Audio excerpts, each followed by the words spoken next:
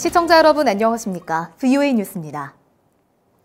2차 미북 정상회담을 앞두고 실무 협상을 벌인 스티븐 비건 특별대표는 김정은 위원장이 약속한 완전한 비핵화를 위한 진전과 지속적인 평화 문제를 논의했다고 국무부가 밝혔습니다. 이런 가운데 유엔 안보리의 대북 제재 면제 사례가 많아지고 있는 것으로 파악됐습니다. 함지아 기자가 보도합니다. 미 국무부가 평양을 다녀온 스티븐 비건 대북정책 특별대표의 실무 협상 내용 일부를 간략하게 공개했습니다. 비건 대표는 북한 측 대화 상대인 김혁철 전 스페인 주재 대사와 6일부터 8일까지 만났으며 두 사람은 완전한 비핵화와 미북 관계 전환, 지속적인 한반도 평화 구축 등 트럼프 대통령과 김정은 위원장의 싱가포르 회담 약속을 진전시키는 방안을 논의했다고 밝혔습니다. 또 2차 미북 정상회담 전에 다시 만나기로 합의했다고 설명했습니다. 하지만 추가 회담 일정은 언급하지 않았습니다.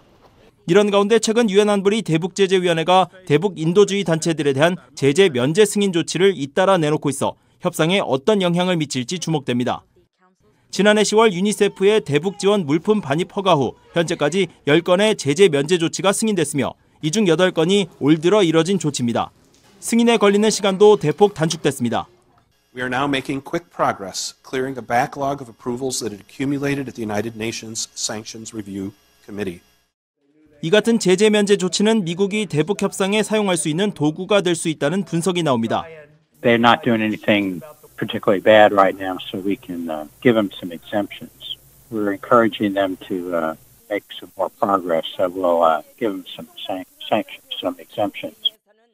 전문가들은 그러면서 북한은 인도적 제재 면제 조치가 아니라 금강산 관광이나 개성공단 재가동 등 거액의 현금이 유입되는 남북 협력 사업 등을 원할 것이라고 지적했습니다.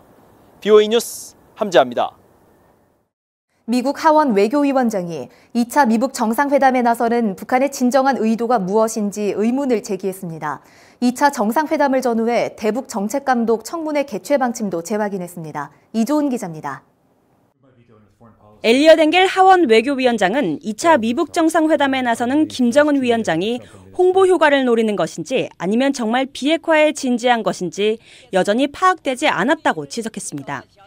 그러면서 김 위원장이 비핵화에 진지하지 않다면 미국은 속임수에 넘어가는 것이라며 2차 정상회담은 김정은만 띄워주는 시간 낭비가 될 수 있다고 우려했습니다. On the other hand, if the talks are just, Kim playing games and not really being serious about it, then it's a waste of everybody's time, and all it does is give him the ability to look like he's important. 엥겔 위원장은 이어 2차 정상회담이 의미가 있으려면 김정은은 실질적인 비핵화 조치를 취해야 한다고 강조했습니다. And I hope that he will make the concession he needs so that there won't be any nuclear capabilities on the Korean Peninsula. And if the talks can get to that, then they'll be worthwhile. 엥겔 위원장은 이어 2차 정상회담 등 북한 관련 현황을 점검하는 감독 청문회를 반드시 개최할 것이라는 방침을 재확인하면서 마이크 폼페오 국무장관은 청문회 출석 대신 외교위원들과 북한 관련 면담을 갖게 될 것이라고 밝혔습니다. 론 존슨 상원 국토안보위원장은 2차 정상회담 개최를 긍정적으로 평가했습니다. I think President Trump's tried to develop a good relationship. We've got hostages back, we've got remains back, we haven't seen missile tests. 존슨 위원장은 이어 핵미사일 실험이 이어졌던 트럼프 행정부 이전 상황을 상기시키면서 실험 중단이 최종 해법은 아니지만 싱가포르 1차 정상회담 후 진전이라는 점을 거듭 강조했습니다. 존슨 위원장은 또 완전하고 검증 가능하며 돌이킬 수 없는 비핵화라는 트럼프 행정부의 최종 목표는 변하지 않았다면서 미북 정상 간 개인적 외교를 통해 이 목표를 달성하려는 것이라고 밝혔습니다. VOA 뉴스 이조은입니다. 크리스토퍼 포드 국무부 국제안보 비확산 담당 차관보는 올해 주요 정책 목표 중 하나는 북한, 이란 등 대량 살상 무기 확산 위협을 제기하는 불량 정권들의 제재 압박을 유지하는 것이라고 밝혔습니다. 포드 차관보는 8일 VOA와의 인터뷰를 통해 이같이 밝히고 북한과의 협상과 북한의 비핵화 이행을 지원하는 데 모든 노력을 다할 것이라고 강조했습니다. 포드 차관보는 또 위험한 기술이 잘못된 곳으로 흘러들어가지 않도록 비확산 체제 유지에 집중할 것이라고 말했습니다.